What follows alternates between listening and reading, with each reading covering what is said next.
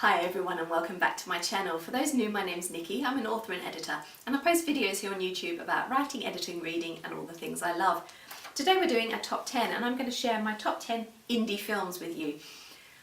It's a very wide range of stuff going on if we talk about indie films, so these are just the ones that, as I wrote the list, the first ones that came to my mind. Obviously there were probably some brilliant ones I've missed off, but this was my spur of the moment top 10 list. At number 10, Unrelated from 2007, directed by Joanna Hogg.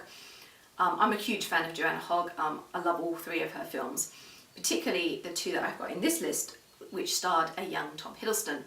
So this is fairly early in Tom Hiddleston's career, and he played a young man who becomes the subject of interest for an older woman in the film.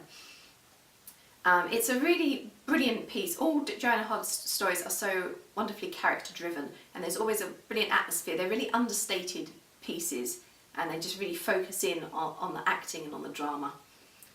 Number 9, Being John Malkovich from 1999. A wonderfully zany piece. I mean, whoever came up with this idea, I just love them. It's so out there. The idea that you can go into John Malkovich's head and walk around as him. It's just hilarious, and I just think it was just one of those concepts that just of the moment was so original and just so brilliant. Number 8, Eternal Sunshine of the Spotless Mind from 2004.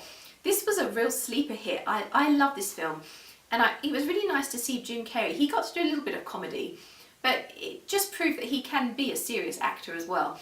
And I thought he and Kate Winslet worked so well together in this piece. And again, it's a really interesting, thought-provoking idea done in a way that kind of blends drama with comedy and fantasy. At number 7 is the other Joanna Hogg I mentioned, which is Archipelago from 2010. And Tom Hiddleston moves up from secondary character to the lead in this one. And this is a really intense family drama. And again, just really beautifully understated, wonderfully acted, and just the emotion and the drama really draw you in. Number 6, American Beauty from 1999. So this was one of those that's an indie film that kind of became a bit more of a smash than I think people anticipated. Brilliant performance from Kevin Spacey in this. And again, it's just a really interesting character-driven piece. And I love the idea of looking at these people's lives and what is it they want from life? Do they think their life's gone in a direction they didn't plan? It's kind of like a midlife crisis for some of the characters and more of a coming of age for some of the others. And it's just a brilliant blend, I think. Annette Bening also fantastic. Number 5, Donnie Darko from 2001. So again, one of those that became a real cult sensation. Jake Gyllenhaal, absolutely brilliant. And I just love the idea of this. There's sort of a darkness and a melancholy to this film, mixed in with those elements of fantasy that just worked so brilliantly. And it's one of those that every now and again I just love to put it on and I just get such a great vibe from it still. Number 4, Lost in Translation from 2003. Bill Murray and Scarlett Johansson absolutely perfectly cast in this. Again, it's just such a quiet, understated piece that has such amazing emotions and really thought-provoking. So you kind of finish the film satisfied and yet with all these thoughts about your own life and your own interests and what you want to get out of life. Number 3, completely different tact with Secretary from 2002. Maggie Gyllenhaal, James Spader.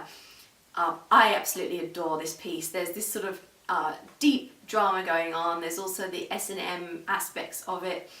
And I just love it. I can watch this film again and again and I just adore it. And I'm kind of a little bit in love with James Spader in this film, I have to say. There's just something about his character kind of makes me want to go and be his secretary too. Number 2, Shame from 2011, I think. Yes, 11. Starring Michael Fassbender, who plays a sexual addict.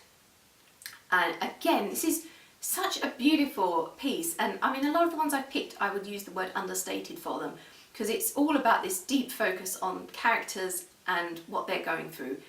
And some beautiful cinematography and all that in many of these as well, but it's really they're really character-driven pieces, and that's definitely true of this one.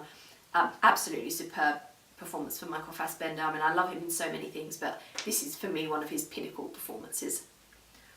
And finally, Only Lovers Left Alive from 2013, starring Tilda Swinton and Tom Hiddleston. So a vampire piece.